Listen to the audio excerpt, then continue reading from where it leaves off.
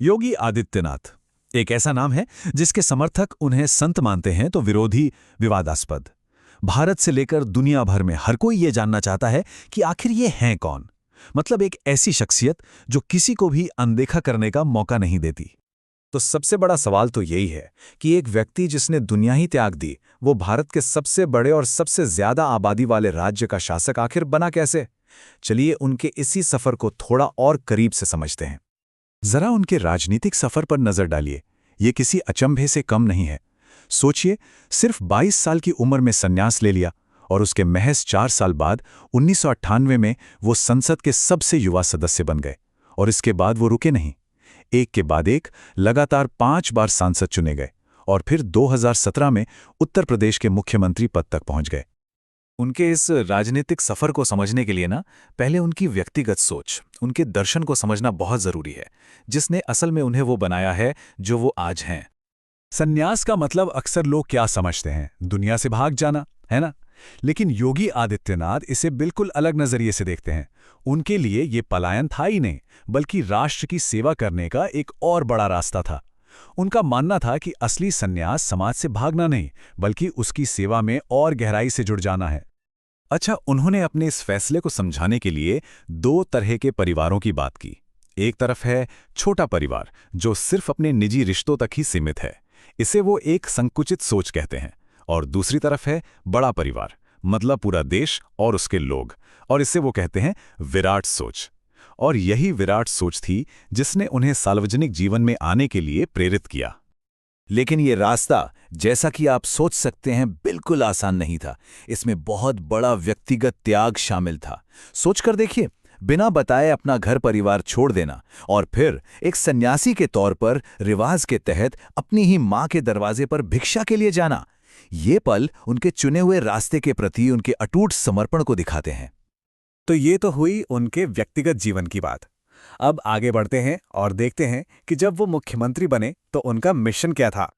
उनके मुताबिक जब उन्होंने मुख्यमंत्री का पद संभाला तो उन्हें विरासत में एक ऐसा राज्य मिला जो कह सकते हैं कि बिल्कुल बिखरा हुआ था। 1.5 लाख किलोमीटर सड़कें गड्ढों से भरी थीं, बिजली बस कुछ चुनिंदा जिलों तक ही पहुंचती थी, सरकारी खजाना लगभग खाली था और अपराध अपने चरम पर था।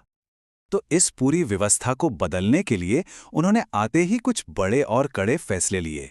वित्तीय अनुशासनहीनता की जगह फिजूल खर्ची पर रोक लगाई गई। गर्मियों में विदेश घूमने जाने वाले मंत्रियों के दौरे रद्द किए और उन्हें जिलों में जनता के बीच भेजा गया। और उनका एक सबसे बड़ा लक्ष्य था परिवारवाद और जातिवाद की परिवार पहले वाली राजनीति को खत्म करना। उनका काम करने का अंदाज भी कह सकते हैं काफी जमीनी था। एक बड़ा दिलचस्प किस्सा है कि जब उन्होंने दफ्तरों का दौरा किया तो फाइलों पर जमी धूल और कोनों में पान के दाग देखकर वो हैरान रह गए। इसके फौरन बाद उन्होंने पूरे राज्य में साफ सफाई और काम में तेजी लाने का एक बड़ा अभियान शुरू कर दिया। चलिए अब बात करते हैं उनके शासन के उन पहलुओं की जो सबसे ज्यादा विवादास्पद रहे हैं, जिन पर अक्सर बहस होती है। तो उनकी सरकार पर सबसे बड़े आरोप क्या लगे? यही कि कानून व्यवस्था ठीक नहीं है और खासकर अल्पसंख्यकों में एक डर का माहौल है। अब इन आरोपों पर उनका जवाब हमेशा से ही बहुत सीधा और सख्त रहा है। उन्होंने साफ साफ कहा कि कानून व्यवस्था से कोई भी समझौता नहीं होगा। उनका ये बयान कि अगर अपराधी अपराध करेंगे तो ठोक दिए जाएंगे, उनकी जीरो टॉलरेंस नीति का एक प्रतीक ही बन गया।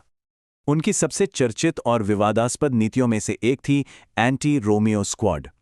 अब इसका घोषित उद्देश्य तो था महिलाओं को सुरक्षा देना, लेकिन इस पर यह भी आरोप लगे कि ये निर्दोष जोड़ों और लोगों को बेवजह परेशान कर रही है। हालांकि बाद में सरकार ने इसके गलत इस्तेमाल को रोकने के लिए कुछ दिशा निर्देश भी जारी किए। अच्छा, मुस्लिम समुदाय में डर के आरोपों के जवाब में उनकी सरकार का जो आधिकारिक पक्ष रहा है वो हमेशा यही था, सबका साथ, सबका विकास, लेकिन तुष्टीकरण किसी का नहीं। इसी तरह अवैध बूचड़खानों पर जो प्रतिबंध लगा उसको लेकर भी काफी विवाद हुआ। इस पर उनका तर्क ये था कि ये कोई नया फैसला नहीं है, बल्कि वो तो सिर्फ सुप्रीम कोर्ट के एक बहुत पुराने आदेश को लागू कर रहे थे, जिसे पिछली सरकारें अब तक नजरअंदाज करती आ रही थीं। और आखिर में ये समझना भी जरूरी है कि एक धार्मिक नेता के तौर पर उनकी जो पहचान है वो एक इतने बड़े राजनीतिक पद के साथ कैसे मेल खाती है। एक ऐसा सवाल है जो अक्सर उठता है कि भगवा कपड़े पहने एक सन्यासी एक मॉडर्न पॉलिटिकल गद्दी पर कैसे बैठ सकता है। बहुत से लोगों के लिए ये एक विरोधाभास जैसा है। इस विरोधाभास का जवाब वो राजयोगी की अवधारणा से देते हैं। देखिए, भारतीय परंपरा में राजयोगी एक ऐसा शासक होता है जो एक संत की तरह बिना किसी मोह के सिर्फ और सिर्फ जनता के कल्याण के लिए राजकाज करता है। और वो खुद को इसी महान परंपरा का एक हिस्सा मानते हैं। जैसा कि उन्होंने खुद एक बार कहा था, इस देश का योगी ही इस देश का राजयोगी भी बना है। वो इसी सोच के साथ शासन करते हैं। और वो इस सोच को सिर्फ कहते नहीं, बल्कि अपने काम करने के तरीके से साबित करने की कोशिश भी करते हैं। जैसे दिन में 18 से 20 घंटे काम करना, या फिर अपने दफ्तर से एयर कंडीशनर हटवा देना, ताकि वो आम जनता की परिस्थितियों के और करीब रह सकें।